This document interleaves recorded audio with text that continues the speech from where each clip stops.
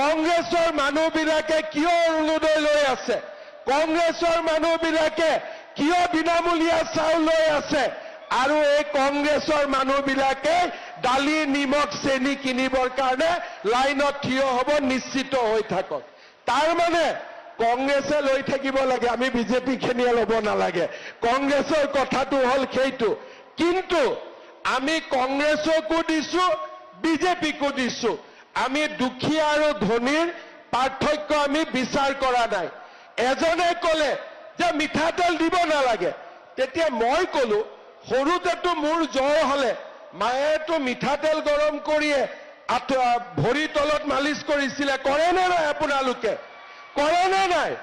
তাৰমানে কংগ্ৰেছে মাকৰ মৰমো বুজি নাপায়। চব বাচ্চাক যেতিয়া বাচ্চাৰ বেমাৰ হয় আপোনালোকে গৰম মিঠাতেলে বাচ্চাক মালিচ কৰে নে নকৰে? মোক আপোনালোকে কওক, কৰে নে নকৰে? এতিয়া কংগ্ৰেছে মিঠাতেলক লৈ মোক জোকায়। একদিন মিঠাতেল নোহোৱাকৈ দালিখন খাওকচোন সিহঁতি, একদিন মিঠাতেল নোহোৱাকৈ চব্জি এখন খাওকচোন।